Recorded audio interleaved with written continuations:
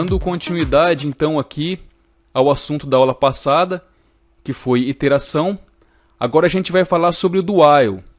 Na aula passada a gente falou sobre o while. Os dois são muito semelhantes. Só que no do while eu sempre vou executar o código pelo menos uma vez. Então vamos entender aqui como é que funciona. Esse aqui ainda é o esqueminha da aula passada, que a gente falou sobre o while, né? Então eu inicializo a variável e aí, como a variável aqui recebeu o valor de 0 inicialmente, ele já vai entrar aqui e realizar o código, né? E aí vai atualizando a variável até chegar ao valor 9. Depois disso, quando ela atingir o valor 10, ela vai sair do código e não vai executar mais essa instrução.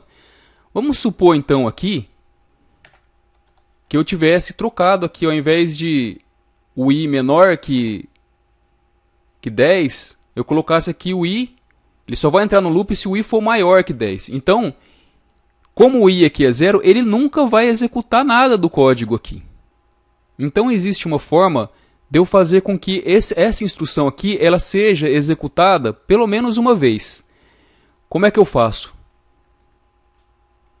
Primeiramente eu escrevo do, e aí quando eu fecho as chaves aqui, ó, eu não coloco esse ponto e vírgula aqui, porque depois eu ainda vou ter aqui, ó, o while. Aí sim, que eu executar o while, eu coloco o ponto e vírgula.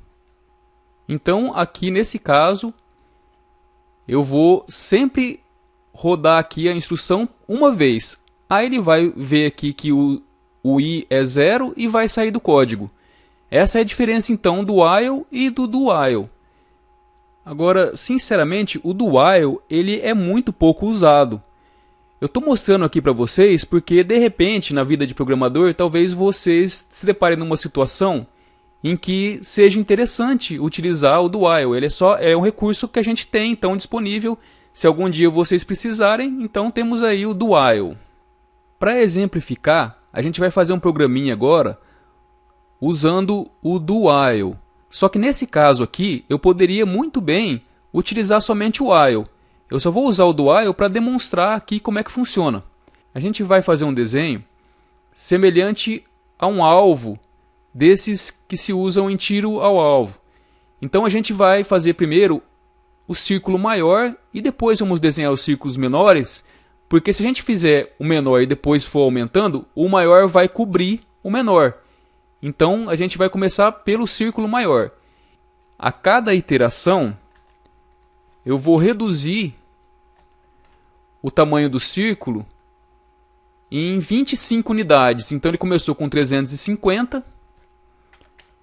Aí eu vou diminuir para 25 unidades. Então ele vai ficar com 325. Então eu vou apagar isso aqui, escrever o do. E depois while.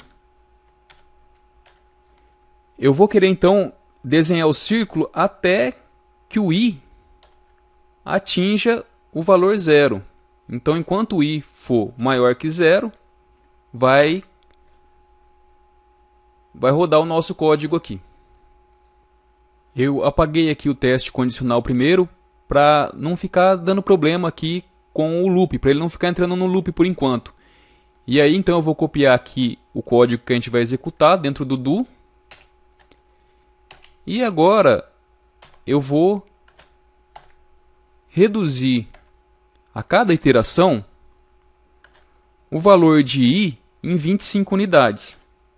E agora sim eu coloco então a condição aqui, que é enquanto o i for maior que 0. Agora eu quero usar um preenchimento para os círculos de forma alternada. Então, não foi à toa que eu escolhi um valor ímpar aqui, porque eu vou usar agora então um condicional para fazer isso.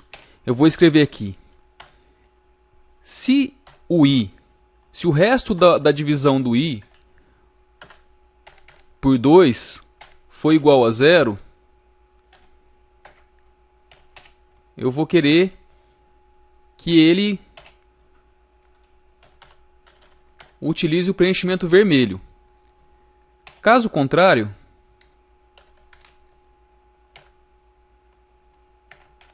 eu vou utilizar o preenchimento branco mesmo.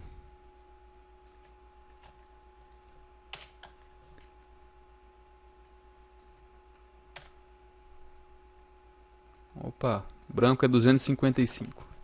Agora a gente pode modificar facilmente esse desenho mudando aqui o valor da variável i. Só que essa troca de cores aqui só funciona quando a gente escolher um valor ímpar para a variável aqui.